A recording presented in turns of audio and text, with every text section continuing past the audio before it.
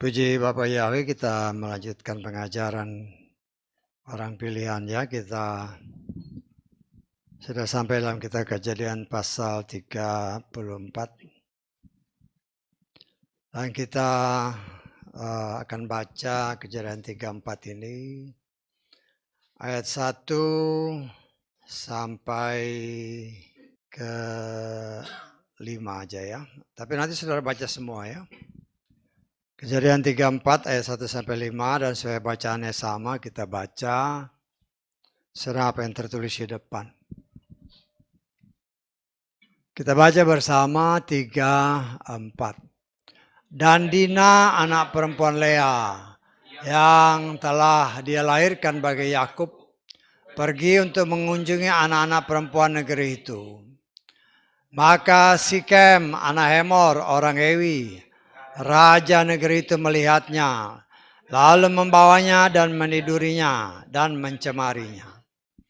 Tetapi jiwanya berpaut kepada Dina, anak perempuan Yakub itu. Dan dia mencintai gadis itu. Dan dia berbicara ke dalam hati gadis itu. Maka Sikem berkata kepada Hemor ayahnya dengan mengatakan, ambillah gadis itu sebagai istri bagiku. Adapun Yakub mendengar bahwa dia telah mencemari Dina anak perempuannya, sedangkan anak lakinya masih berada bersama ternaknya di padang. Dan Yakub mendiamkan hal itu sampai mereka pulang. Haleluya, silakan duduk. Puji Bapak Yahweh, kita mengucap syukur oleh kemurahan Tuhan ya. Kita telah belajar minggu lalu dari kitab-kitab kejadian ini, dari kejadian pertama malah ya, sudah sampai kejadian 33. Hanya oleh kemurahan Tuhan, kita terus belajar untuk mengetahui, mempelajari, mencontoh apa yang Tuhan izinkan terjadi dalam kehidupan orang-orang pilihan Tuhan. Apa yang baik, yang sesuai firman kita ambil, tetapi yang tidak sesuai firman sebagai suatu pengajaran dan supaya kita tidak terbawa arus dunia ya, walaupun memang mungkin itu dilakukan oleh orang-orang pilihan Tuhan, tetapi bisa aja mereka agak sedikit menyeleweng dari firman Tuhan. Kita mengucap syukur kita terus belajar karena Yakub ini adalah nenek moyangnya orang-orang Israel yang kita kenal sekarang. Dan kita tahu setelah dia bertemu dengan Esau terjadi perdamaian. Kemudian Yakub menetapkan satu tempat di mana dia tinggal ya, di daerah dikatakan oleh firman Tuhan, di daerah yang dinamakan sebuah kota Sikem yang ada di tanah Kanaan. Tanah yang memang dijanjikan oleh Bapa Yahweh kepada leluhurnya bahwa tempat itu atau daerah Kanaan itu akan menjadi milik mereka ya, untuk selamanya. Walaupun kita melihat bahwa tanah yang dijanjikan berdasarkan firman Tuhan itu dari sungai besar, sungai Efrat, sampai ke sungai atau tanah Mesir ya. Dan kita melihat itu pasti digenapi, walaupun sekarang belum terjadi.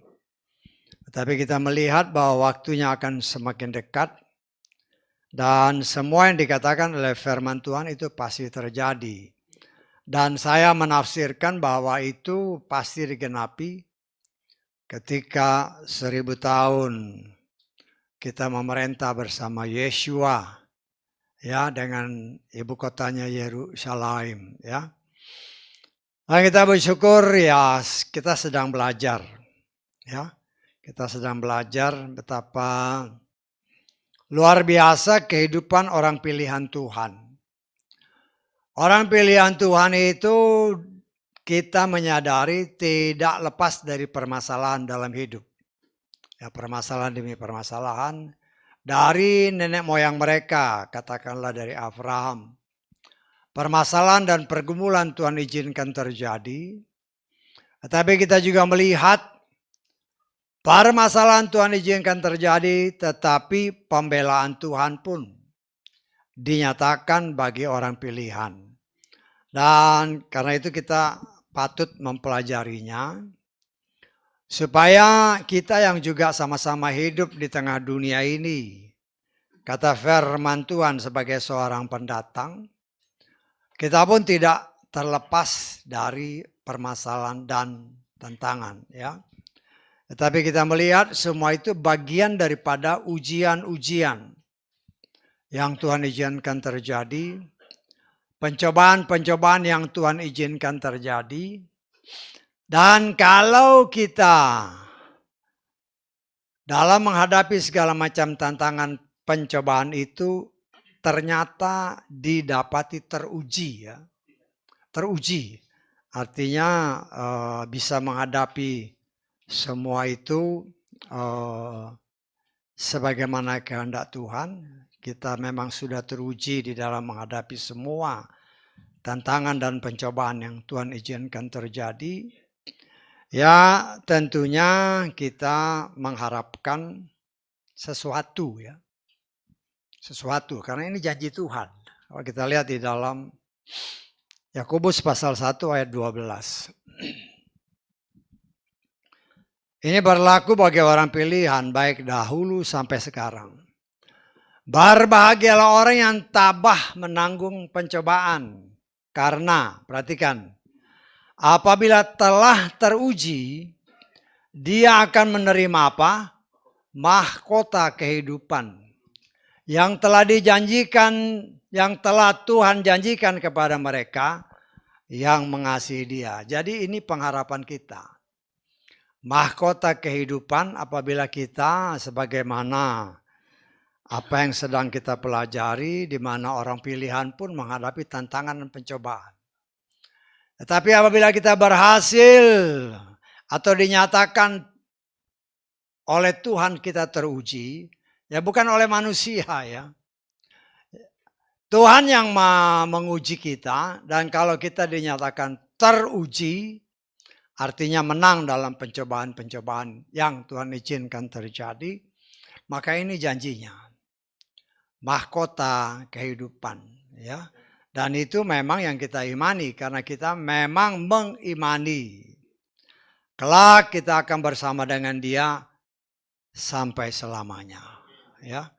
Dan karena itu kita mengucap syukur, kita terus belajar apa sih maksud daripada apa yang tertulis. Semua yang tertulis itu pasti mempunyai arti dalam kehidupan kita yang hidup pada akhir zaman ini, pada zaman akhir. Karena jelas dikatakan segala sesuatu yang terjadi dan yang telah dituliskan itu pasti berguna bagi saudara dan saya yang hidup pada zaman akhir. Sebagai suatu contoh, ya, sebagai suatu contoh bagi saudara dan saya, sehingga ketika kita menjalani hidup ini, kita belajar sesuai firman Tuhan untuk tetap mengucap syukur, ya, untuk tetap mengucap syukur.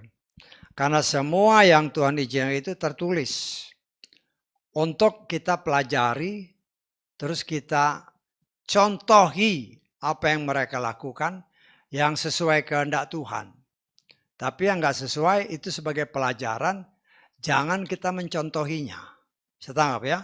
Jadi bukan semua yang dilakukan dari Abraham, Yitzhak, Yakub dan seterusnya itu pasti benar. Belum tentu. Tetapi segala sesuatu itu memang dituliskan bagi kita, ya. Bagi kita supaya kita belajar. Kita lihat aja, itu bukan asal ngomong, tapi ada tertulis, ya. 1 Korintus pasal 10. Kita baca ayat 11. Dan semua contoh ini telah terjadi kepada orang-orang itu dan telah apa? Dituliskan sebagai peringatan bagi kita yang untuk siapa akhir zaman telah tiba. Jadi berdasarkan ayat ini kita percaya semua yang terjadi dari kitab Kejadian sampai kitab Wahyu itu ditulis buat kita yang hidup pada akhir zaman. Ya. Karena Tuhan menghendaki umatnya itu memang hidup bersama dengan Dia sampai selama-lamanya. Ya, jadi kita harus belajar untuk mengerti rencana Tuhan yang luar biasa. Tuhan tidak mau lagi ada musuh dalam selimut. Seperti yang pernah terjadi ketika Dia menciptakan langit yang pertama, bumi yang pertama. Berdasarkan Kejadian pasal 1 ayat 1. Ya. Di mana di sana ada pengkhianat yang merusak pekerjaan Tuhan. Ya. Karena itu sejak dari penciptaan kembali atau pemulihan kembali ciptaan Tuhan. Tuhan sudah memberikan pilihan bagi manusia yang diciptakan serupa dan segambar dengan Dia. Mau pilih hidup atau mau pilih mati. Itu yang dikenal banyak orang Kristen. Pohon kehidupan, pohon pengetahuan yang baik dan jahat. Ya. Dan kita sedang belajar untuk mengerti. Dan kita sudah belajar ya. Oleh kemurahan Tuhan kita sudah mengerti apa itu pohon kehidupan dan apa itu pohon pengetahuan yang baik dan jahat. Karena upahnya jelas, yang satu hidup, yang satu mati. Ya bisa tangkap ya. Jadi sudah langsung lihat, sudah langsung ingat.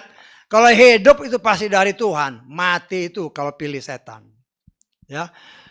Dan kita mengucap syukur apa yang dikatakan di dalam apa yang telah kita baca tadi. Itu merupakan gambaran kehidupan umat pilihan Tuhan pada zaman akhir. Dalam hal ini memang kejadiannya pada Dina ya. Salah satu putri Lea, istri pertama daripada siapa? Daripada Yakub ya. Dan berdasarkan urutannya Dina itu anak yang paling bungsu dari anak-anak Lea, istrinya Yakub ya. Satu-satunya anak perempuan dalam keluarga besar Yakub. Yakub mempunyai 12 anak laki-laki dan 1 anak perempuan. Ya. Dan anak yang paling bungsu ya bernama Benyamin. Tapi pada kejadian ini Benyamin belum lahir. Ya. Dan kita mengucap syukur ketika dia tinggal atau Yakub bersama keluarga besarnya. Tinggal di daerah Kanaan. Berdasarkan apa yang kita baca tadi. Pada suatu hari ya. Dina, anak perempuan Lea yang dilahirkan bagi Yakub. Nah, ingat ya. Dina dilahirkan bagi Yakub, jadi itu pasti anaknya Yakub. Bisa tangkap ya? Jadi jangan sampai kita terkecoh dengan pikiran kita sendiri. Ya. Seringkali dikatakan Yitzhak dilahirkan bagi Abraham. Terus semuanya itu tertulis. Ya, sehingga itu kalau saya ingatkan ini lagi, saudara bisa lihat nanti di dalam Kejadian pasal 4 tidak pernah ditulis bahwa si Kain itu dilahirkan bagi Adam, tidak ada ayatnya. Saya tangkap saya. Jadi itu juga sebagai suatu penguat bagi saudara dan saya, sehingga kita mengerti bahwa yang namanya keturunan dari si jahat, sebagaimana tertulis dalam 1 Yohanes pasal 3, ada anak setan, ada anak Tuhan. Yang namanya anak setan saya ya menafsirkan tidak mungkin selamat. Ya. Tetapi kan sekarang menjadi masalah, ini manusia sudah sekian berapa? 7 atau 8 miliar. Itu sudah campur aduk. Ya, campur aduk. Ya. Campur aduk, tapi kalau kita mau ya oleh kemurahan Tuhan lah kita bisa boleh dibuka, ya, kita boleh ngerti. Ya.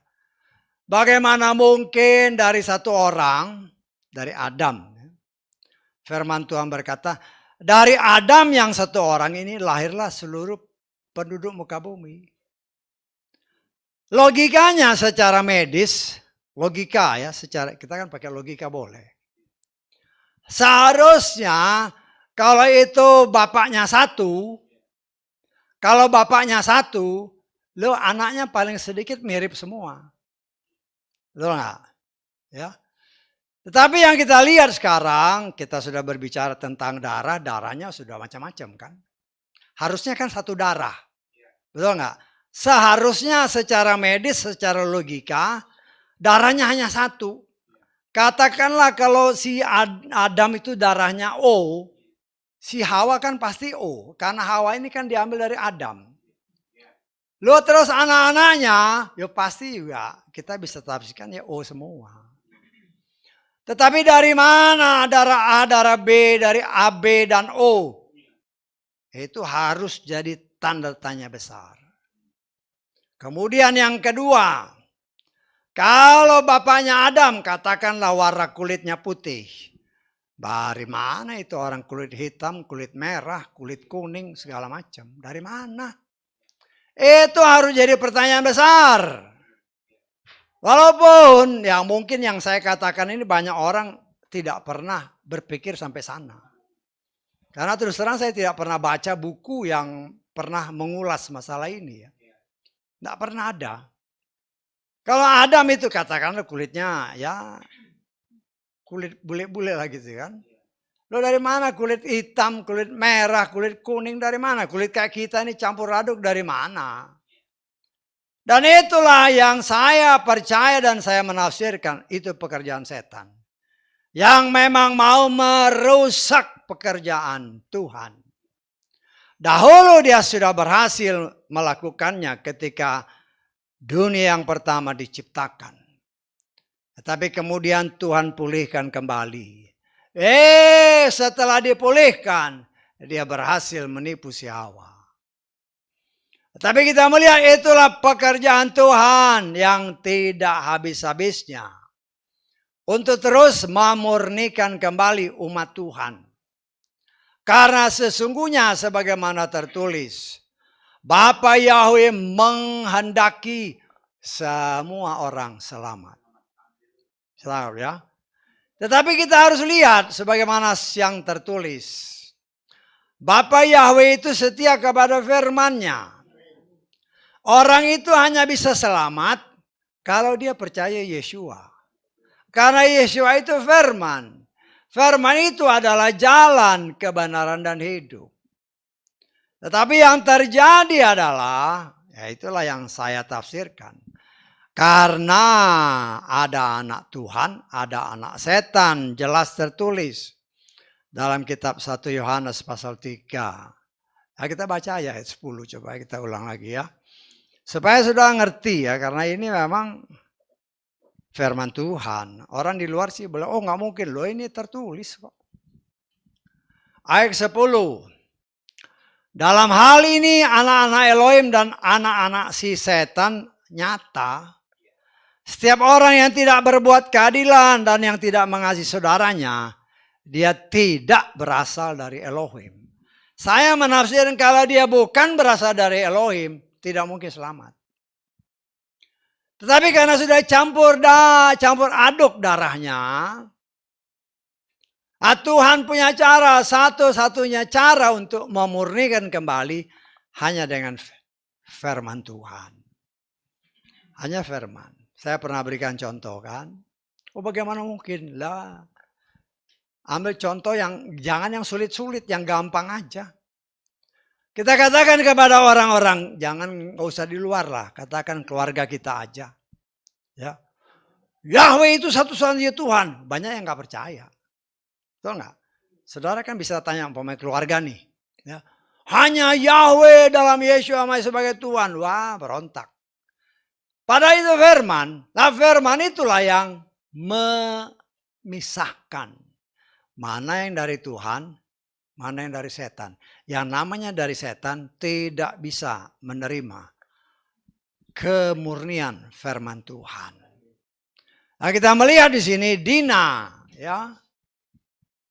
Ngapain dia pergi keluar? Kan jelas dikatakan, pada suatu hari Dina anak perempuan Lea yang dilahirkan bagi Yakub pergi mengunjungi perempuan-perempuan negeri itu. Kelihatannya kan ya secara akal lah ya. Memang ini kejadian waktu itu ribuan tahun yang lalu. Ya. Ribuan tahun yang lalu kejadian ini. Ya. Kenapa dia keluar? Ya. Pasti dia pengen sesuatu yang baru untuk dia lihat. Kan dia mengunjungi perempuan-perempuan kan. Pengen sesuatu yang baru, pengen tahu. Ya. Pengen tahu. Ya ini kan ya kan banyak perempuan-perempuan sih. Ya mungkin perempuan-perempuan pada umumnya ya itu punya sifat seperti itu, kepengen tahu sesuatu yang baru.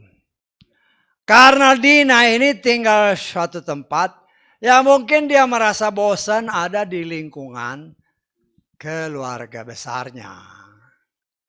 Jadi dia kepengen untuk melihat ada apa sih di luar. Saya tangkap, ya. Kalau dalam pikiran manusia ya wajar-wajar aja, ngapain? Pengen melihat sesuatu yang baru, pengen berkenalan dengan orang-orang di luar lingkungan. Ya. Tetapi sayangnya berdasarkan ayat-ayat yang tadi kita baca, di daerah itu yang dikatakan di daerah Kanaan ini, ya, ada seorang kepala atau anak daripada raja negeri itu yang bernama Sikem, ya. Dia melihat Dina, ya dia juga melihat Dina kan, dia melihat ini ada sesuatu yang baru. Sesuatu yang mungkin juga lain dari biasanya. Karena ini kan dua tempat kan, si Yakub di suatu tempat, si Sikem di suatu tempat, si Dina mengunjungi daerah Sikem ini untuk ya biasalah sesama perempuan, bergaul dengan perempuan, ya. Tetapi kita melihat ada mata seorang laki-laki, anak daripada raja negeri itu tertarik ketika melihat sesuatu yang baru. Ya. Dan dikatakan oleh firman Tuhan, anak raja daerah itu yang bernama Sikem, dia melihat si Dina, kemudian dia melarikannya dan berdasarkan penterjemahan Lukas, dan dia memperkosa si Dina, ya. Tapi kita melihat di sini dari kejadian ini ternyata dia malah jadi jatuh hati. Si Sikem ini jatuh hati sama Dina. Ya mungkin karena Dina ini cantik ya. Ya kita kan pasti bisalah kita membayang-bayangin lah. Dia cantik, dia berbeda dari wanita-wanita yang ada di Sikem. Di daerah Sikem itu, di tempat si Sikem ini berada. Ya. Dan dia berdasarkan ayat-ayat ini dia jatuh hati. Ya wajar lah namanya. Kita membayangkan si Dina ini mungkin sedang akil balik. Ya. Sedang dalam proses perubahan. Ya. Atau ya belum terlalu dewasa tetapi ya sudah gadis lah. Sudah anak gadis. Ya. Ya mungkin pada saat itu ya sudah, menurut ukuran zaman dulu ya mungkin sudah layak untuk kawin. Ya. Nah kita melihat di sini ternyata si Sikem, anak raja di daerah itu, melakukan hal-hal yang tidak sepatutnya dia lakukan. Walaupun dia akhirnya jatuh cinta. Ya.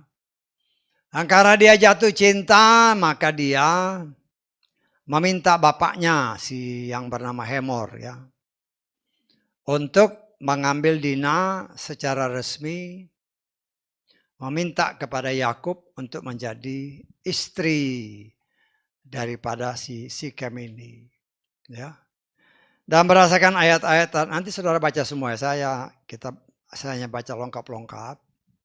Kemudian nanti kita melihat apa sih maksudnya ya. Tapi berdasarkan ayat-ayat ini sih katakan yang tadi kita baca dan nanti saudara baca semua. Di sana dinyatakan Yakub mendengar anaknya diperkosa. Dan anak-anaknya yang laki-laki yang 11 orang itu masih ada di padang menggembalakan domba. Ya dia diam aja. Ya. Dia diam aja, dia tidak bereaksi atau merespon langsung. Tetapi dia diam, dia menunggu kedatangan anak-anaknya. Ya. Dan berdasarkan firman Tuhan, memang secara resmi Hemor bapaknya si Sikem ini meminta kepada Yakub supaya Dina ini boleh diambil sebagai istri daripada si Sikem, anak raja di sana. Dan di sini kita melihat firman Tuhan menyatakan ya walaupun dengan bujuk rayu lah ya. Raja ini menyatakan loh ini kan kita bisa menjadi satu bangsa, bisa kawin-mawin, menjadi lebih besar, daerah ini luas, engkau tinggal di sini. Satu tawaran yang secara ukuran dunia ya memang menggiurkan, ya menggiurkan. Karena kita harus melihat bahwa tempat di mana Yakub bersama keluarga besarnya tinggal itu memang di daerah Sikem itu, di daerah Kanaan. Tetapi tempat itu dia beli ya. Kalau nanti saudara baca kembali di Kejadian 33, Yakub membeli daerah itu. Ya. Sehingga daerah itu menjadi milik dia. Dengan tawaran kalau seandainya Yakub bersedia memberikan Dina sebagai istri daripada si Sikem, penguasa daerah itu, maka seluruh daerah ini karena mereka menjadi suatu bangsa yang besar, kawin-mawin, campur aduk, menjadi bangsa yang besar, memang secara duniawi itu satu tawaran yang sangat menggiurkan. Karena Yakub ini memang pendatang kan dia dari daerah Ur sana ya. Tetapi ditawarin sampai bapaknya datang ke daerah Kanaan ini karena perintah Tuhan.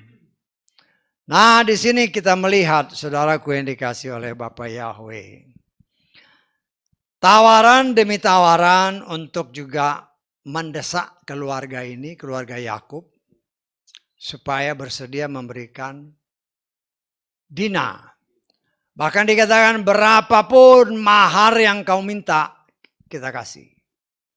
Ya satu tawaran yang sangat luar biasa. Ya kalau kita baca di dalam ayat 11 kita lihat ya.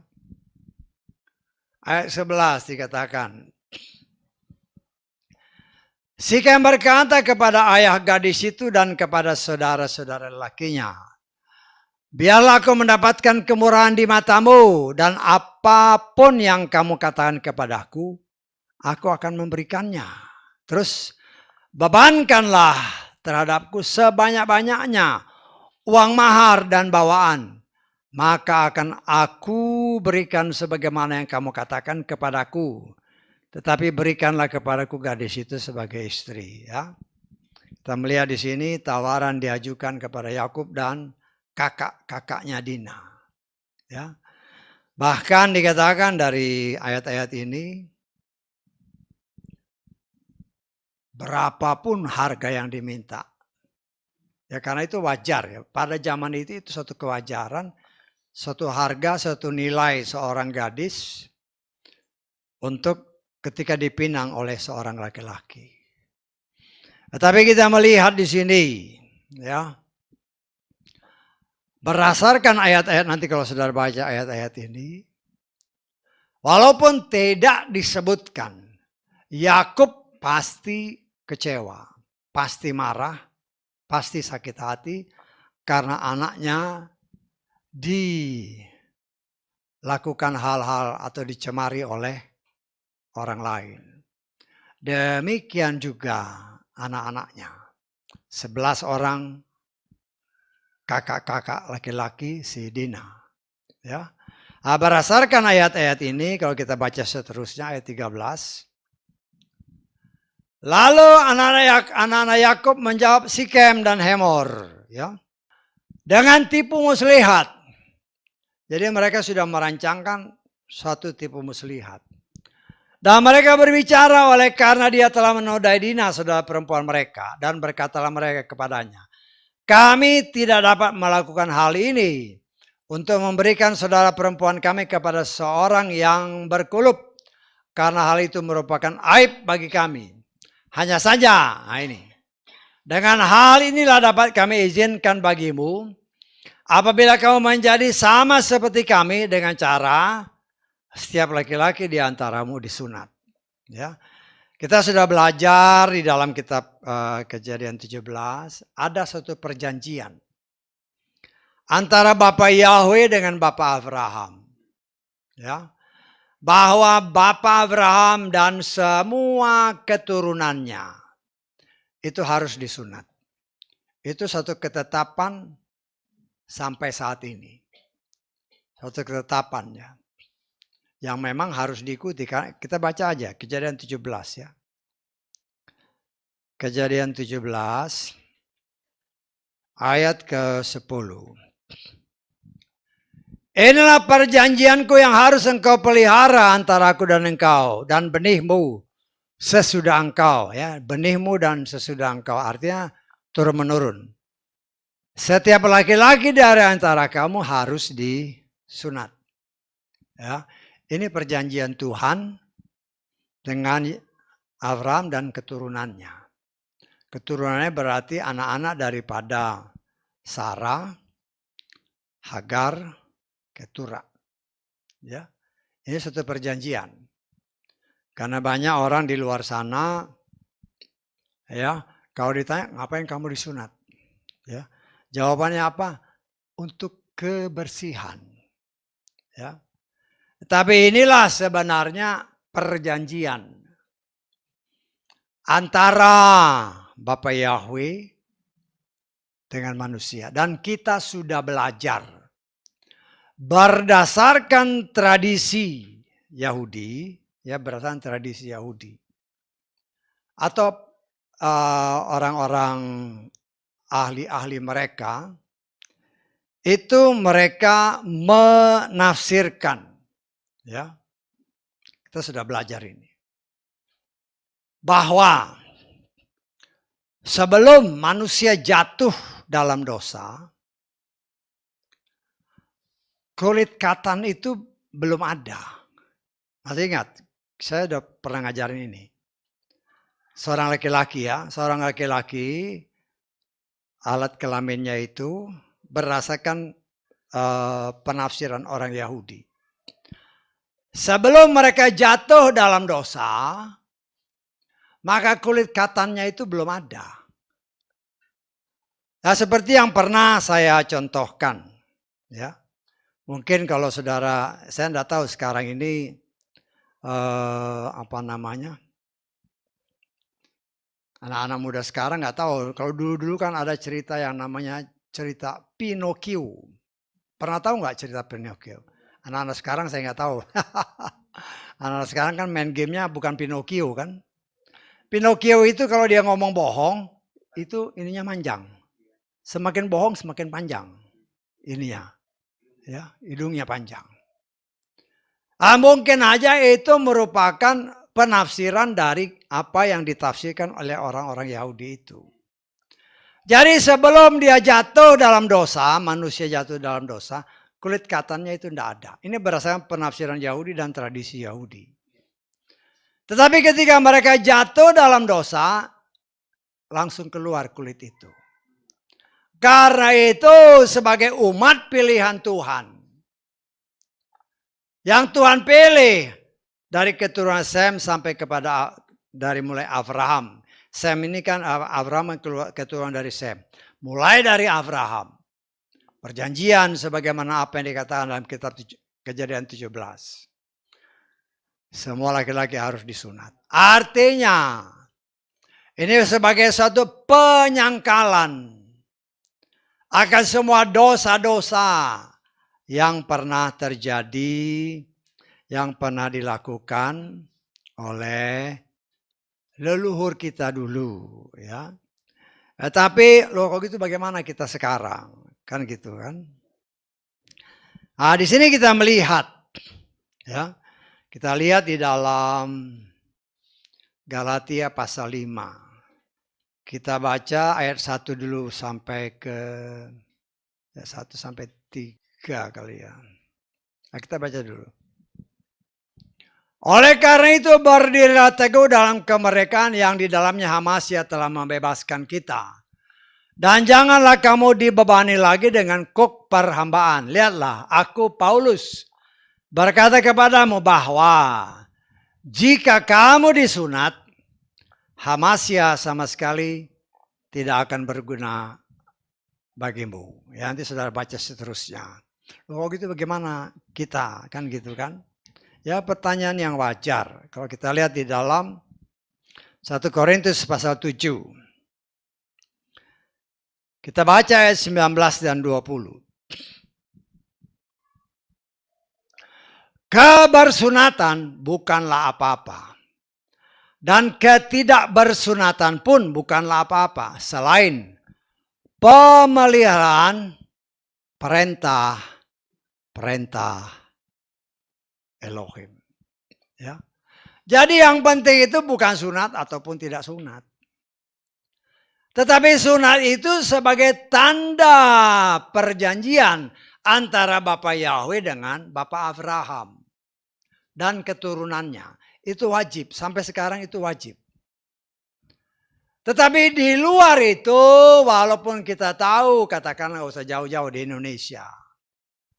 Beberapa suku di Indonesia memang mereka tetap menerapkan hal ini sebagai suatu tradisi tanpa mengerti bahwa itu adalah suatu ketetapan Tuhan dengan orang pilihan yaitu Abraham dan keturunannya. Bisa tangkap maksud saya? Jadi kita tidak main asal nangkep aja. Kita harus ngerti. Jadi mau sunat atau enggak sunat itu tidak jaminan selamat. Yang menjamin kita selamat, kita melakukan firman apa tidak. Tetapi bagi keturunan Bapak Abraham itu harus. Karena itu perjanjian. Bisa tanggap? Kalau kita punya DNA dari sana, ya wajib. Bisa tanggap saya? Kalau enggak, ya enggak wajib. Tetapi yang menjadi kewajiban kita adalah hidup di dalam firman. Melakukan firman Tuhan dengan sungguh-sungguh. Ya, karena jelas tadi kan dalam Korintus. Kalau saudara baca juga di dalam, kalau saya nggak salah ingat Kisah Rasul 15 ya, kan terjadi pertentangan juga. Ketika di antara para murid terjadi pertentangan, mereka menyatakan harus disunat. Loh, kemudian mereka membuat rapat dan dalam rapat itu diputuskan ya. Diputuskan.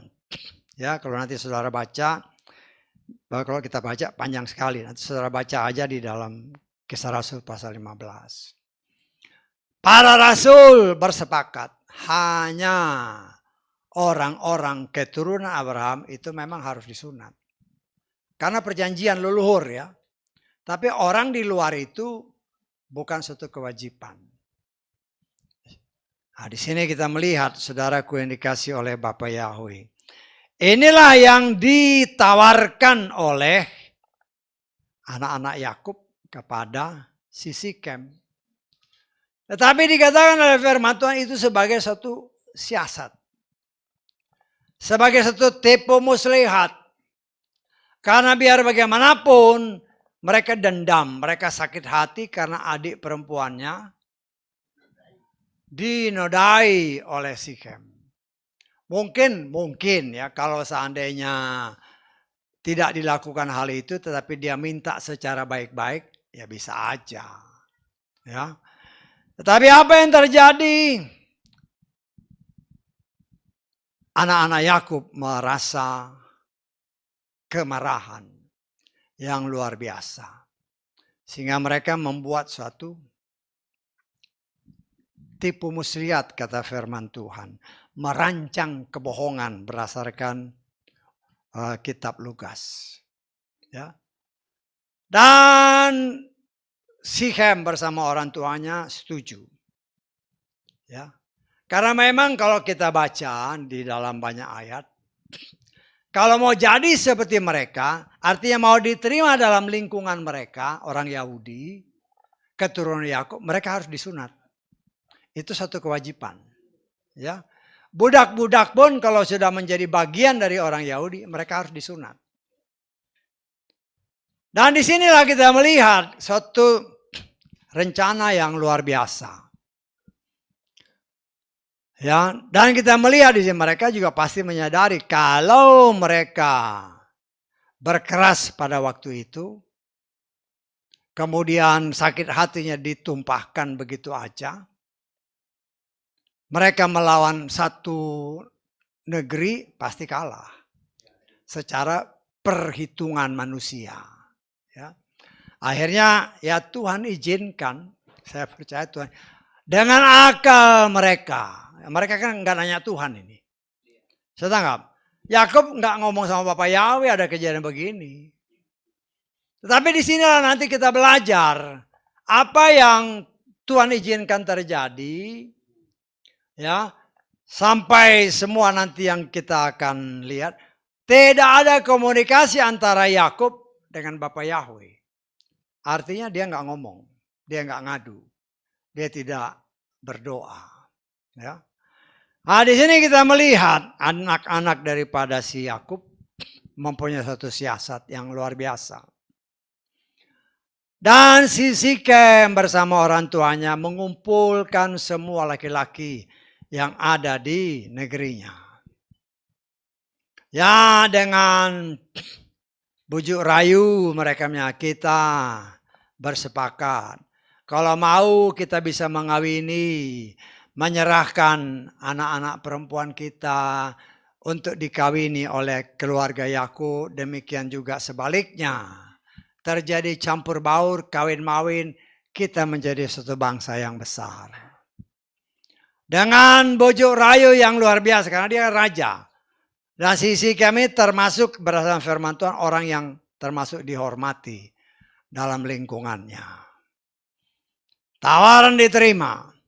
Semua laki-laki disunat. Ya. Tetapi apa yang kita lihat? Kalau kita lihat di dalam ayat ke-25.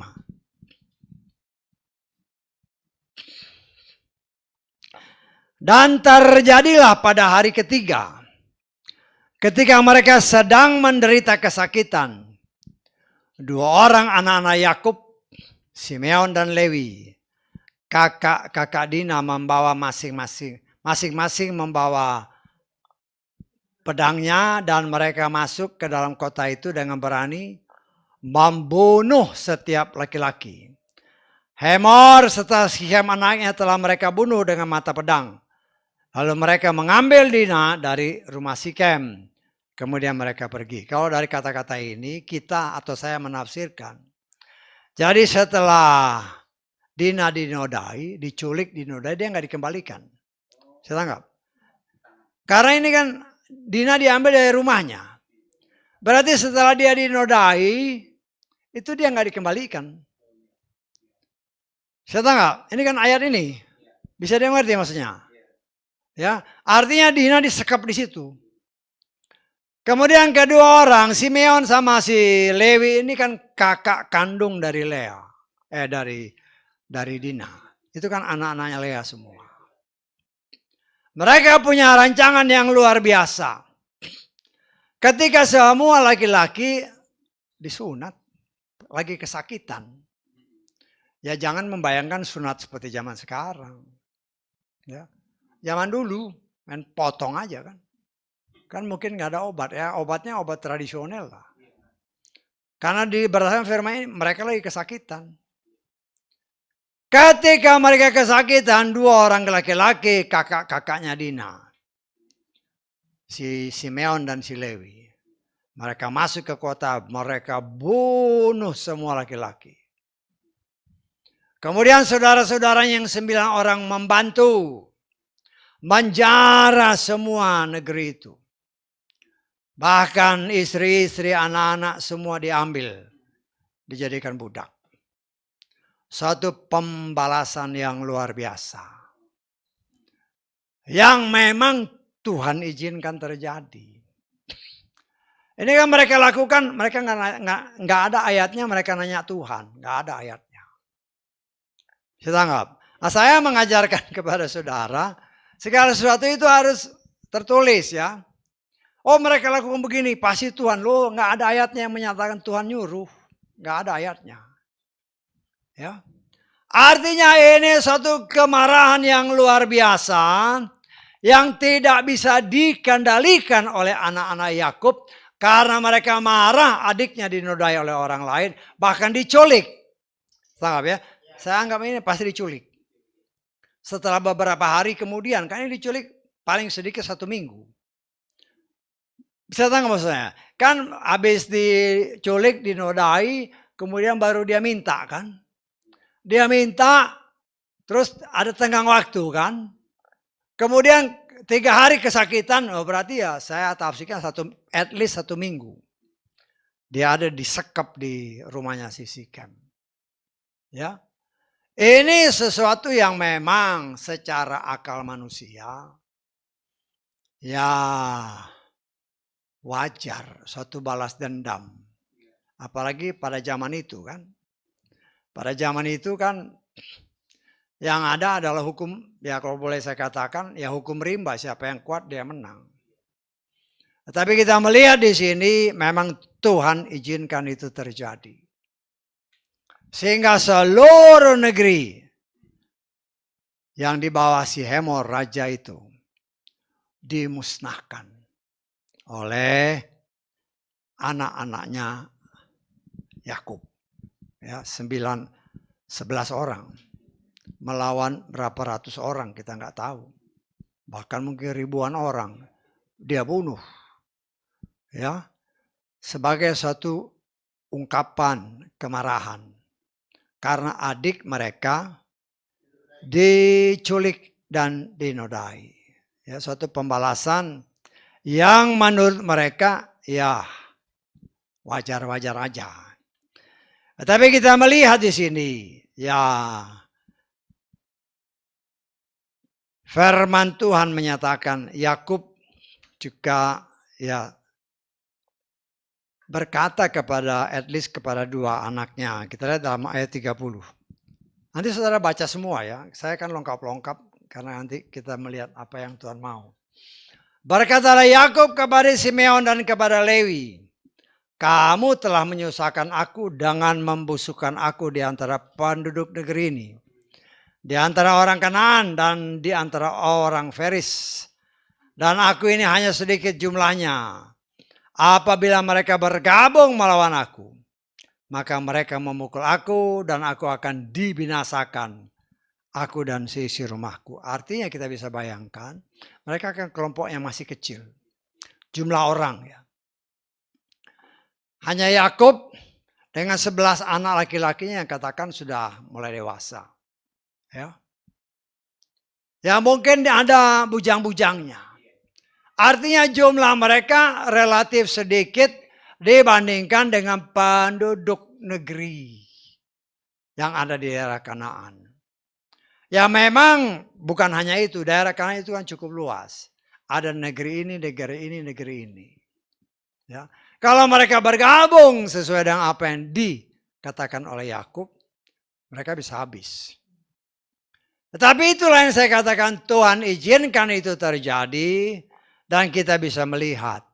Ya. kita boleh belajar. Beberapa hal yang kita lihat di sini, apa yang bisa kita petik. Ya.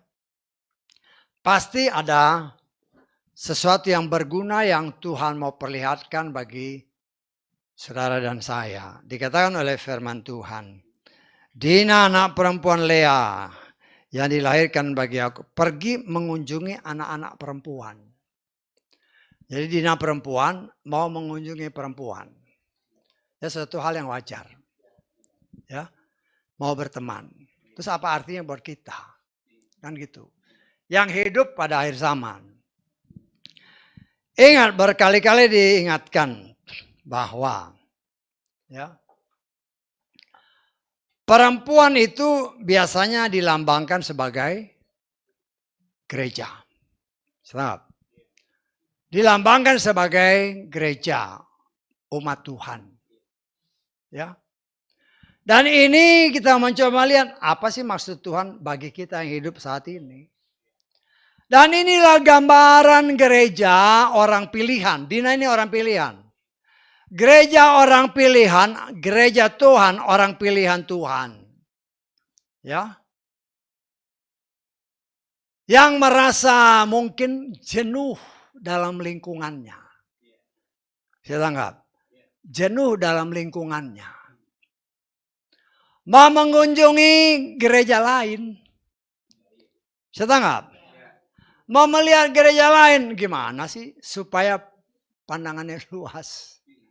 Supaya jangan kita ini seperti katak di bawah tempurung. Saya tanggap. Udah mulai kebuka? Nah. Ya. Itulah kejadian yang terjadi pada zaman sekarang. Mereka pergi keluar untuk mencari sesuatu yang berbeda. Untuk mencari sesuatu yang di sini sudah mulai jenuh. Sudah mulai bosan. Yang diomongin kudus melulu, kudus melulu, kudus melulu. Yang lain dong. Yang lain perkembangan dunia gimana. Ya.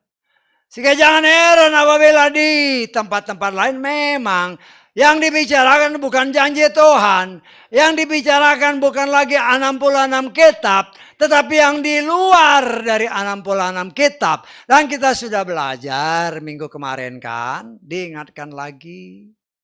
Saya ingat, masih ingat gak? Ya. Ada sesuatu kekuatan yang rindu mengincar. Yang ada di sebelah utara. Ingat gak yang khotbah minggu kemarin? Apa itu? Roti, berbicara firman. Roti yang sudah ada, anam, berbicara manusia dengan segala karakternya, tetapi berbicara 2 kali 6, yaitu 12, berbicara pemuritan. Oh, roti adalah makanan surgawi untuk membawa umat Tuhan dimuridkan oleh Tuhan, menerima makanan yang berasal dari Tuhan, karena ada tertulis firman itu, kata kitab 2 Timotius, jelas dikatakan seperti yang sering kali kita dengar. Ada 4 tugas utama kebenaran firman Tuhan. Kita baca 2 Timotius pasal 3 ayat ke-16 dan 17. Seluruh kitab diilhami Elohim, bermanfaat. 1 untuk pengajaran, 2 untuk teguran, 3 untuk perbaikan, 4 untuk mendidik orang dalam kebenaran.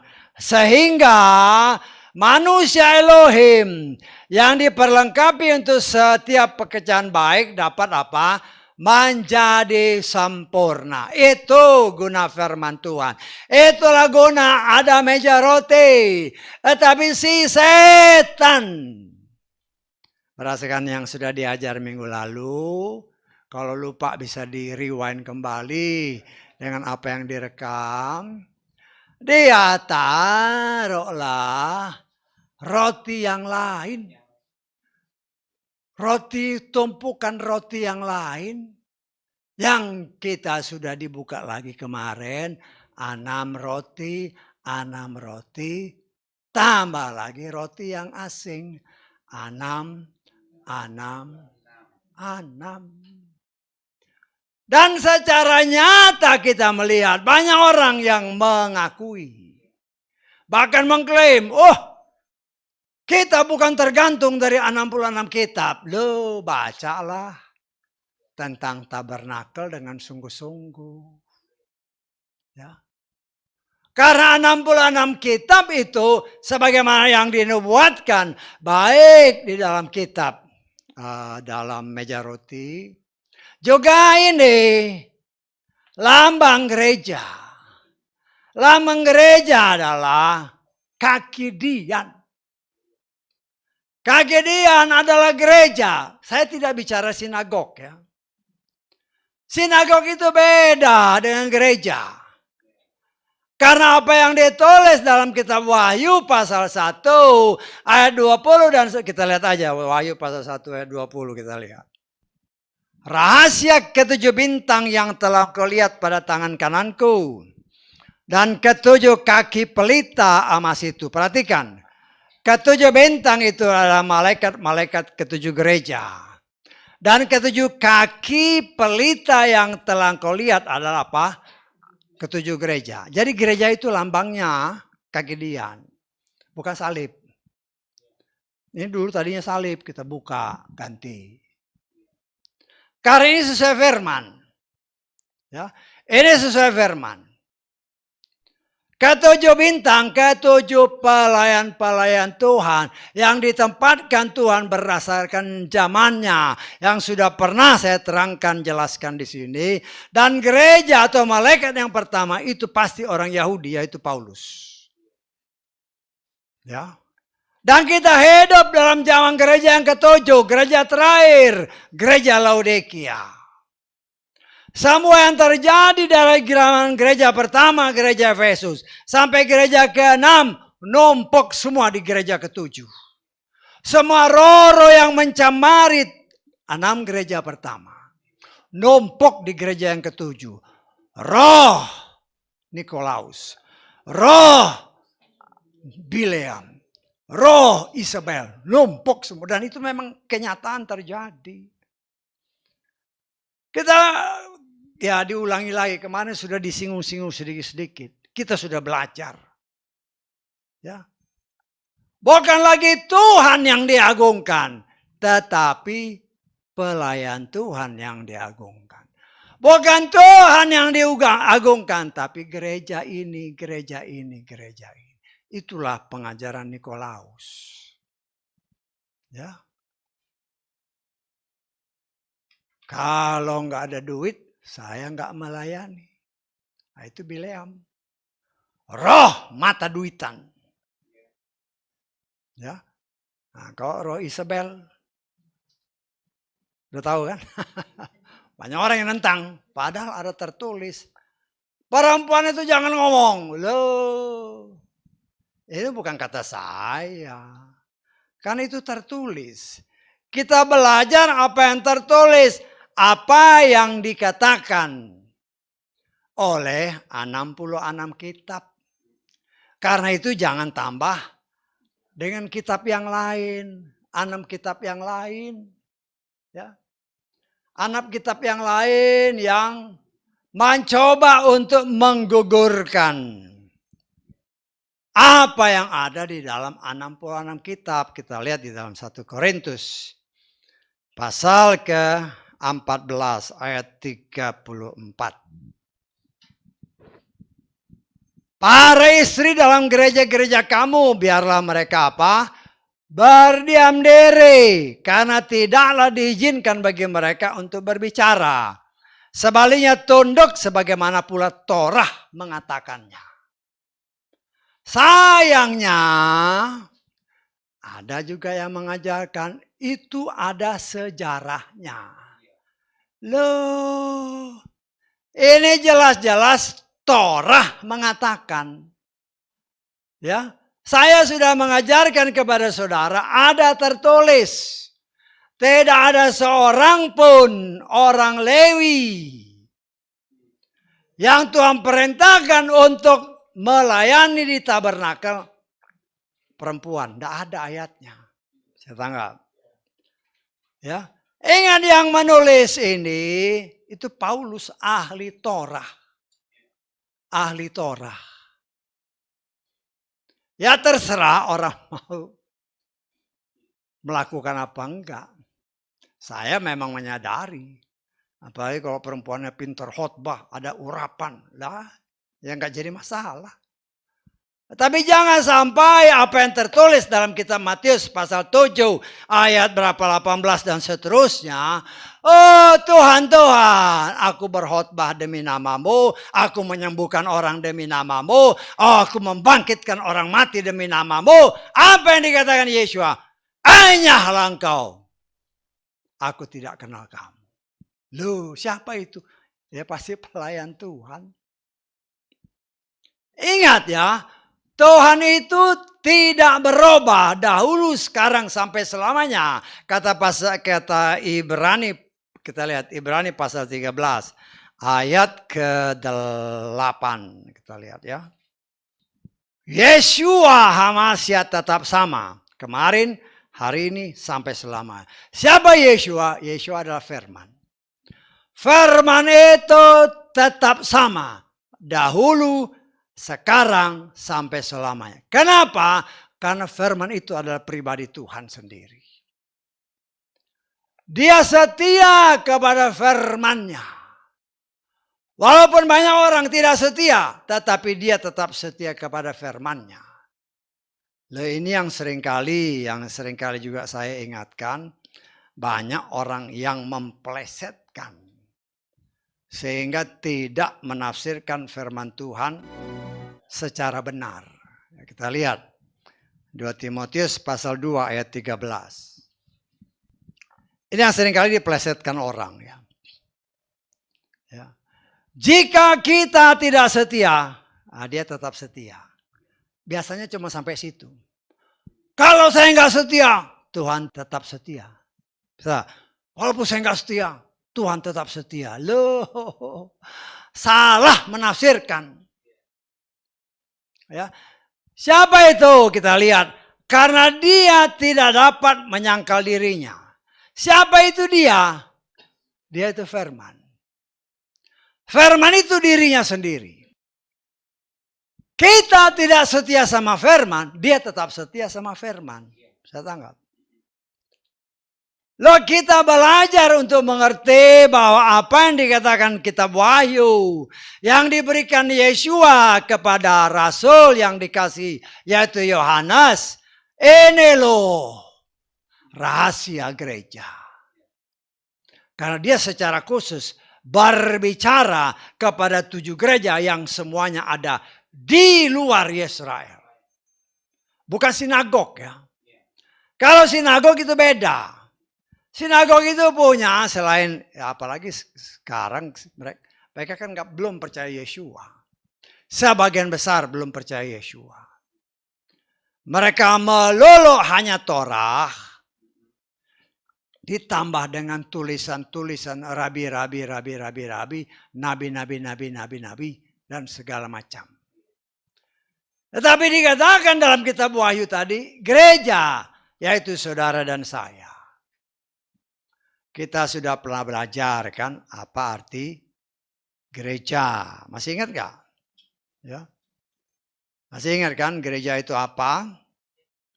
Kita harus melihat di sini semakin hari semakin lebih jelas bahwa ya saya rewind sedikit ya. Gereja itu berasal dari kata Portugis.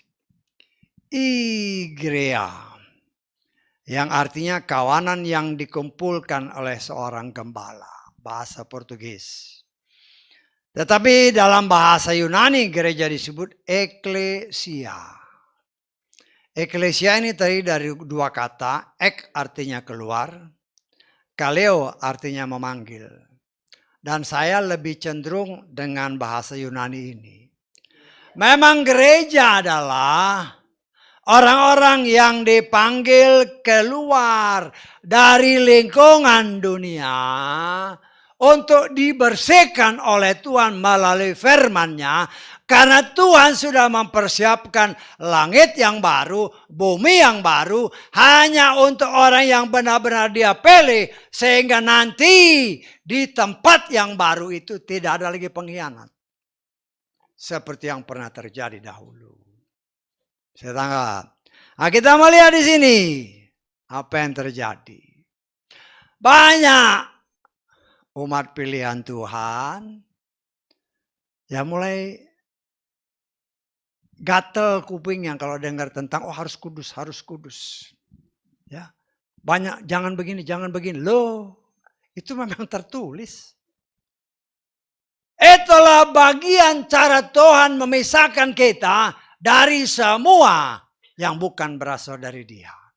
Itulah yang saya katakan, hanya dengan firman pembersihan sedang Tuhan kerjakan bagi yang sekarang ini hidup 7 miliar manusia kurang lebih.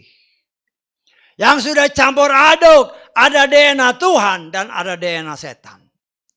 Pembersihan yang memang sudah Tuhan tetapkan. Karena ada tertulis, ada orang yang sudah ditetapkan untuk diselamatkan. Yang saya percaya pasti orang ini memiliki DNA Tuhan yang lebih daripada DNA yang berasal dari setan. Satu pribadi ada DNA Tuhan, ada DNA setan. Mana yang lebih kuat? Mana yang lebih dominan? Kalau dari Tuhan, maka dia akan menerima firman yang akan membersihkan DNA setan. Sehingga kita 100% pure, murni, hanya memiliki DNA Tuhan. DNA yang pernah Tuhan berikan hanya kepada Adam dahulu. Ya, nah, kita harus lihat. Kita harus lihat ini dengan kacamata yang jelas. Ya. Walaupun banyak orang yang menentang kalau dibilang, ini kan pada tertulis ada anak Tuhan, ada anak setan. Ya mulai penafsiran macam-macam. Ya boleh aja menafsir. Ya tapi semua yang tertulis itu pasti ada rahasia-rahasia yang tersembunyi di dalamnya. Yang kata firman Tuhan, semua yang tersembunyi itu pada akhir zaman Tuhan buka. Nah, kita mengucap syukur oleh kasih kemurahan Tuhan. Banyak hal yang Tuhan sudah buka. Tidak ada ayatnya yang menyatakan. Tidak ada ayatnya yang menyatakan. Ya, saya harus bergantung kepada firman kan. Tidak ada satu ayat pun yang menyatakan Adam itu bapak dari semua yang hidup. Enggak ada ayatnya. Tetapi kalau Hawa ibu dari semua yang hidup, nah kita lihat dalam Kejadian pasal 3. Ayat ke-20. Adam menyebut istrinya dengan nama Hawa. Kenapa? Karena dialah yang menjadi ibu semua yang hidup. Lah kita harus melihat sini secara jelas. Kenapa ini ditulis? Tuhan mau memperlihatkan kepada orang pilihannya bahwa Adam bukan bapak semua yang hidup. Saya tangkap. Ya. Lah kita mau ucap syukur banyak. Kita sudah belajar ini. Saya rewind sedikit. Karena kita sedang berbicara tentang orang pilihan. Dina sebagai gereja, sebagai orang pilihan Tuhan. Tetapi dia mau melihat keluar, mau melihat gereja yang lain. Kan dia mau melihat gereja yang lain kan. Perempuan-perempuan yang lain. Yang ada di luar lingkungannya. Kenapa? Kok bisa dia seperti itu? Artinya kok bisa dia diculik? Karena dia jauh dari lingkungan bapaknya. Kalau dia tetap dekat dalam lingkungan bapak, nggak mungkin dia diculik. Tetapi dia keluar dari area bapaknya. Setan ada tertulis mencari kesempatan. Kapan dia bisa melakukan semua rencana-rencana. Ya. Dia bisa sekali dua kali gagal. Tetapi setan mencari kesempatan yang terbaik apabila mungkin mereka atau setan bisa melakukan hal-hal yang dia inginkan. Itu bukan kata saya, itu ada tertulis. Kita lihat di dalam Lukas pasal keempat, ayat ke-13. Dan setelah mengakhiri semua pencobaan, si setan pergi daripadanya. Untuk apa? Untuk waktu yang tertentu. Dalam terjemahan Lukas. Setelah mengakhiri semua pencobaan itu, setan pergi daripadanya sambil apa? Menunggu waktu yang tepat. Artinya dia cari kesempatan. Firman Tuhan sudah kita pelajari. Sebagaimana tertulis, jangan beri kesempatan. Jangan beri celah kepada setan. Engkau beri celah kepada setan, setan akan memanfaatkan celah itu. Kita lihat dalam Efesus pasal keempat ayat 27. Janganlah pula memberi tempat kepada si setan. Jangan beri kesempatan kepada setan sedikit pun. Kadang-kadang tanpa sadar kan kita tiba-tiba ada pikiran, cek, udah berdosa. Ya. Ketika kita sadar itu ada dosa, ya minta ampun, Tuhan ampun, saya berpikir yang gak benar tadi. Ya. Setiap kesempatan setan berusaha untuk sedapat mau, dia akan cari kesempatan. Dia berkali-kali mencoba Yesua. Semua dilawan. Ada tertulis, setan lari. Tetapi dia menunggu kesempatan yang baik. Loh, kalau juru selamat kita aja begitu, apalagi kita yang hidup pada akhir zaman. Sebagai orang pilihan Tuhan, apa yang Tuhan mau ingatkan dan yang terjadi kepada si Dina ini, setan melihat kesempatan. Karena Dina kepengen tahu apa sih yang ada di luar sana. Ya. Gereja kepengen tahu apa sih yang ada di luar sana. Boleh dong bikin survei.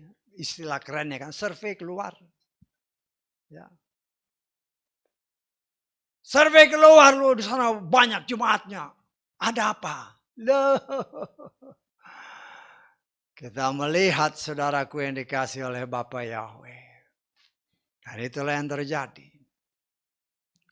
Memang di luar sana banyak ditawari kedagingan-kedagingan. Loh, namanya ditawari kedagingan. Banyaklah orang yang senang. Karena mereka memang tidak mau melakukan apa yang tertulis. 6. Mereka mau yang ditambah 6 lagi. Dan itu terjadi saat ini kan. Oh, ada kitab ini. Boleh, silakan. Kan kita pernah belajar. Segala sesuatu diperbolehkan, kau baca boleh. Tetapi jangan sampai apa yang kau baca, itu membuat engkau terpeleset. Akhirnya, kau beri kesempatan kepada setan. Ya diculiklah sama seperti Dina diculik oleh si Sikem. Kenapa bisa diculik? Karena Dina keluar area kekuasaan bapaknya. Kenapa kita orang yang menamakan diri orang pilihan Tuhan bisa tertipu? Karena mulai pikiran ini sudah memikirkan hal-hal yang kalau bisa kita seperti itu. Kalau bisa kita seperti itu. Lupa bahwa yang menyelamatkan kita adalah apa yang tertulis di dalam 66 kitab. Nah, saya sebagai pelayan Tuhan, saya hanya bisa berusaha. Segala sesuatu itu yang tertulis begini. Kalau mau ikut silakan. Kalau nggak mau ikut ya nggak apa-apa. Kadang-kadang ya kan banyak juga orang ngomong, oh begini firmannya terlalu keras, gini. Harus pakai hikmat dong. Lah, memangnya firman itu bukan hikmat Tuhan. Apa yang mau diberitakan? Memang itu menggenapkan apa yang tertulis. Akan datang masanya. Orang lebih senang mendengarkan semua yang mengenakkan telinga. Karena telinganya gatal. Maunya yang menyenangkan hati. Gak mau lagi mendengar yang apalagi kudus. Oh masa ini dilarang, ini dilarang. Loh namanya orang pilihan Tuhan. Dia harus mengikuti apa yang Tuhan mau, bukan apa yang kita mau.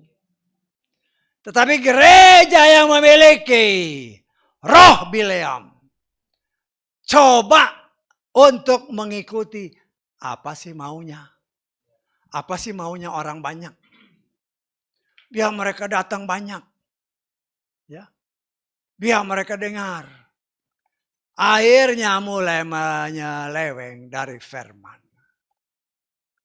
Termasuk kan buku-buku yang heboh sejak beberapa tahun terakhir. Buku Heno, buku ini.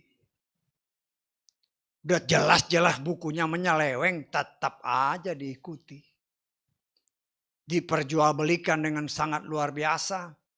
Dan orang merasa senang, oh ini baru. Baca yang benar. Oh pohon kehidupan itu buahnya kayak gini-gini, baca yang benar. Pakai hikmat Tuhan. Apa makan buah itu kok bisa selamat? Firman Tuhan itu tidak berubah.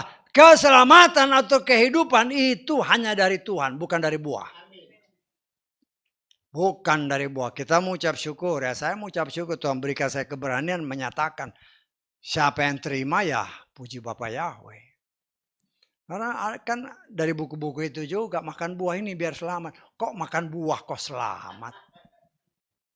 Ada yang ini buahnya buah apel, emangnya makan apalagi di pasar banyak kan.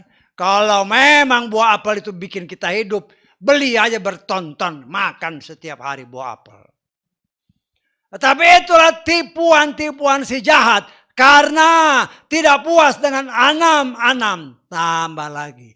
Anam roti manusia, bukan roti surga.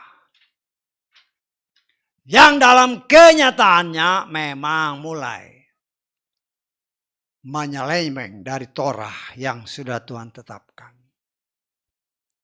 Kita melihat saudaraku, liciknya setan. Ya. Dia masuk ke tempat-tempat sama seperti dia menipu si Dina. Dia bujuk si Dina kan. Walaupun tidak ditulis, tapi kita bisa menafsirkan. Dina ini terbujuk kan dengan rayuan-rayuan. Lihat, oh mungkin orang itu menari, bikin ini, begini. Sesuatu yang beda, dia tertarik secara daging. Ya, mungkin kalau dia minta izin bapaknya, dia nggak dikasih. Ya dia pergi aja. Akibatnya fatal. Tapi kita melihat saudaraku yang dikasih oleh bapaknya, pembalasan yang luar biasa terhadap Sikem dengan kerajaannya. Dimusnahkan tuntas oleh keluarga besar Yakub. Artinya saudaraku yang dikasih oleh Bapak Yahweh. Ini pun semua terjadi pada zaman di mana saudara dan saya hidup. Tanpa kita menyadarinya. Ya. Tipuan-tipuan si jahat mulai terjadi di mana-mana. Sehingga banyak orang tanpa disadari. Ya, mungkin ya kita aja di sini nggak sadar ini terjadi. Apa yang kita mau baca ini dalam 2 Timotius pasal 3 ayat ke 6, tapi nanti saudara baca dari ayat 1 ya. Kita baca ayat 6, tapi ini yang terjadi sekarang. Sebab dari antara mereka ada yang menyelinap masuk ke dalam apa?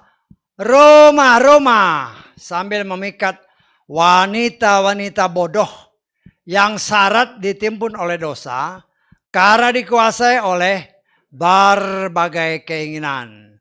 Yang selalu belajar tetapi tidak pernah sanggup untuk sampai pada pengenalan penuh akan kebenaran.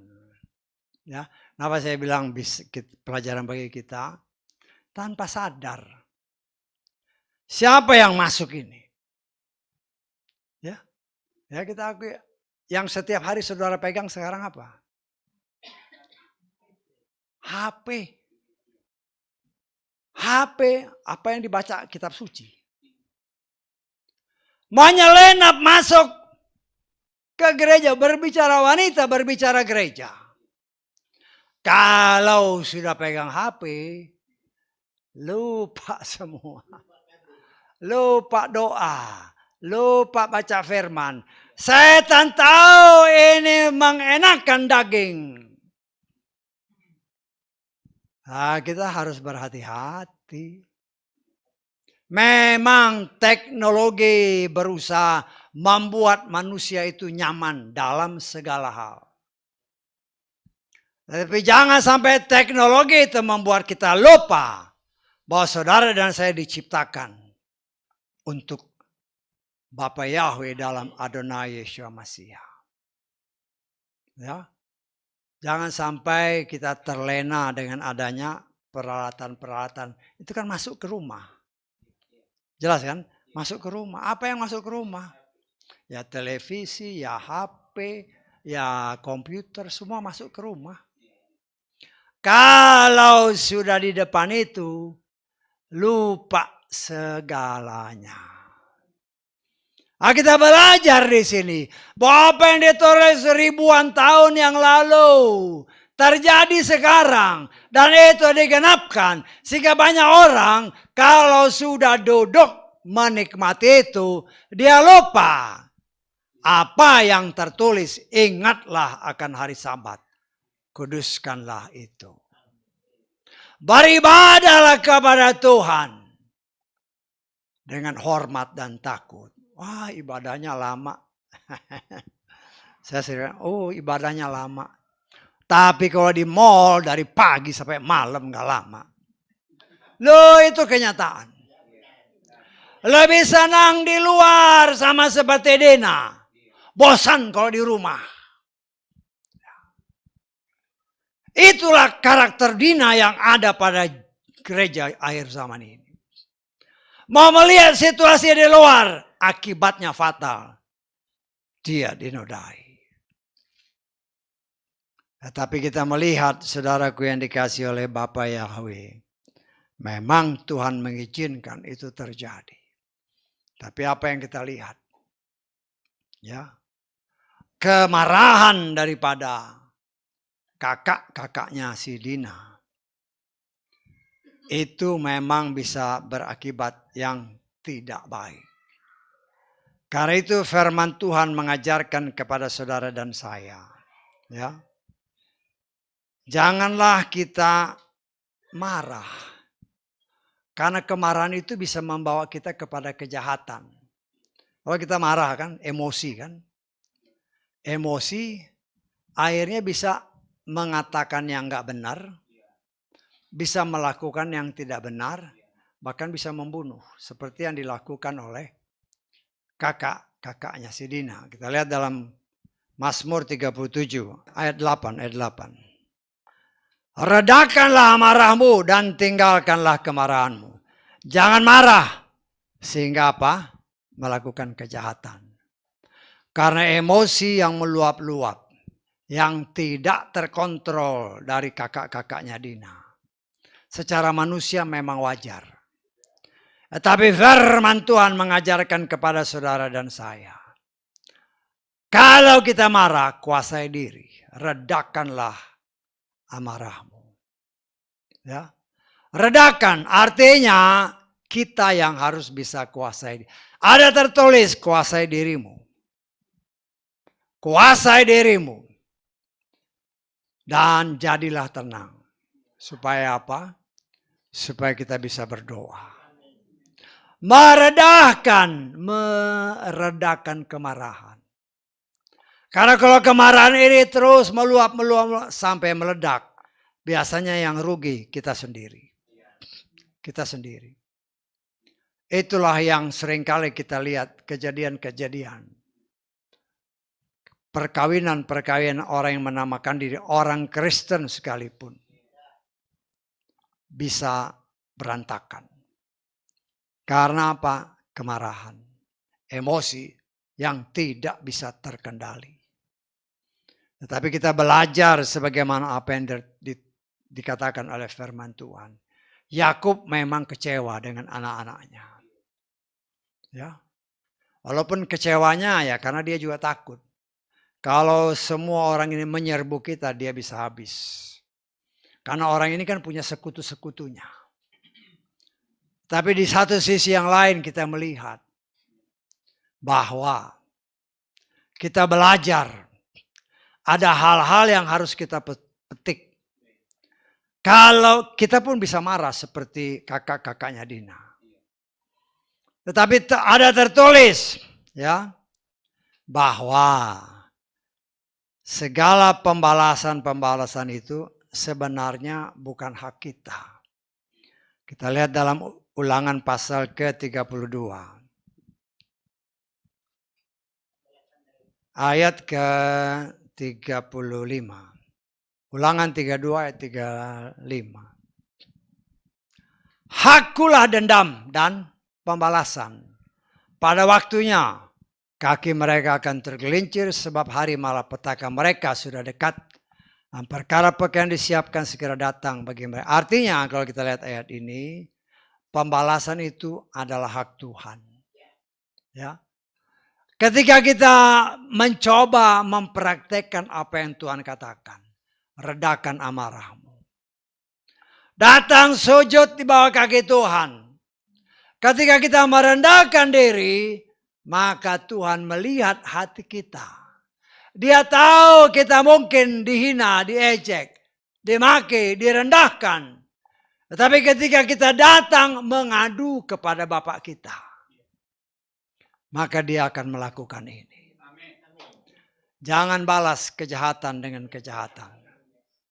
Karena itulah yang diajarkan Tuhan. Walaupun dulu memang ya Torah menyatakan mata ganti mata, gigi ganti gigi. Tapi hukum yang Tuhan berikan, hukum kasih, adalah hukum yang luar biasa. Kita lihat ya. Keluaran pasal 21 ini hukum Torah. Ayat nanti sudah bagusnya baca semua, cuma kita baca ayat 24 lah. Mata ganti mata, gigi ganti gigi, tangan ganti tangan, kaki ganti kaki. Karena penodaan terhadap Dina, itu berarti merusak hidup dari Dina. Maka menurut anggapan mereka, pembalasannya adalah kematian. Ya mereka coba, ya karena waktu itu kan Torah yang tertulis belum ada. Tapi di sini kita melihat, Tuhan sengaja membiarkan ini semua terjadi pada keluarga Yakub dan kita belajar. Karena itu Yesua yang adalah Bapa Yahweh sendiri menyatakan kepada saudara dan saya, ya, jangan balas jahat dengan jahat. Ya. Bahkan kalau orang berbuat jahat sekalipun, ya, kita juga harus melakukan apa yang Tuhan perintahkan. Ya, jadi jangan sampai kita ikut ternoda. Ya, kalau kita lihat, kita baca ajaran Yesua, Matius pasal ke-5, ayat ke-38 mulai. Kamu sudah mendengar yang telah dikatakan, mata ganti mata, gigi ganti gigi. Ya, ya. Ini Yesua kutip dari mana? Dari Torah tadi. Ya. Jadi yang Yesua ambil, yang Yesua ajarkan memang dari Torah semua. Ya. Kemudian, namun aku berkata kepadamu, janganlah melawan yang jahat, melainkan siapa yang menampar engkau pada pipimu yang kanan, serahkanlah juga kepalanya pipi yang lain juga. Kepada yang menginginkan engkau dihukum dan mengambil pakaianmu, tinggalkanlah kepadanya jumamu dan seterusnya. Ya, artinya Tuhan mengingatkan kembali kepada kita apa yang tertulis dalam kitab Ulangan 32 tadi. Pembalasan itu haknya Bapa Yahweh. Kita belajar jangan mengambil haknya Tuhan. Kenapa? Karena semua manusia ini ciptaannya. Walaupun dia sendiri berfirman ada yang ditetapkan untuk diselamatkan, ada yang tetap ditetapkan untuk dibinasakan. Tetapi keduanya milik Tuhan. Tuhan tidak mau kita menjadi alat untuk membinasakan sesama umatnya. Karena pembalasan itu adalah hak dia. Karena itu saudaraku yang dikasih oleh Bapa Yahweh. Apa yang kita petik dari pengajaran Yeshua HaMashiach. Apa yang kita petik dari kitab Kejadian ini tentang Dina. Dina adalah gambaran gereja pilihan Tuhan. Ya, yang memang itu terjadi saat ini. Banyak orang tidak puas. Karena saya percaya gereja yang mau sungguh-sungguh. Mereka hanya memberitakan tentang kekudusan. Karena kita memang harus kudus untuk menyongsong dia di angkasa. Tidak ditambahi lagi dengan ajaran-ajaran yang lain. Ini yang satu lagi nih. Kan tadi 6 disisipkan dengan 6 yang lain. 6 memang ajaran manusia. Oh harus begini, harus begini, harus begini. Kelihatannya seperti apa yang tertulis dalam 6 yang sebelumnya. Tetapi dipelintir sedikit oleh si kuda putih. Orang yang menunggang kuda putih dalam Wahyu pasal 6. Kelihatannya bersih, kelihatannya benar. Tetapi sudah diselewengkan oleh firman. Dan itu terjadi. Karena itu saudaraku yang dikasih oleh Bapa Yahweh. Betapa kita sebagai anak Tuhan harus sangat berhati-hati. Karena itu dikatakan dalam firman Tuhan. Pakailah seluruh kelengkapan senjata Elohim. Supaya kita dapat melawan si jahat. Dengan segala tipu dayanya. Ya, dengan segala tipu dayanya. Karena dia sedang terus-menerus mengintip. Seperti apa yang dikatakan kitab Lukas tadi. Dia mengintip apabila kita lengah dan beri kesempatan. Dia akan masuk. Dan apabila mungkin. Sebagaimana tertulis dalam kitab Matius pasal 24. Apabila mungkin orang pilihan pun dibinasakannya. Ya, tetapi saya percaya apabila kita sungguh-sungguh umat pilihan Tuhan, tidak mungkin terjadi orang pilihan tertipu oleh setan.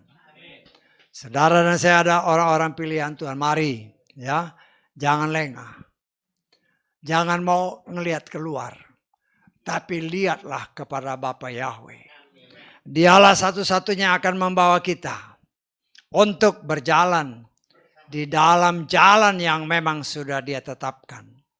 Karena dia mau saudara dan saya selamat. Haleluya, amin. Mari kita bangkit berdiri.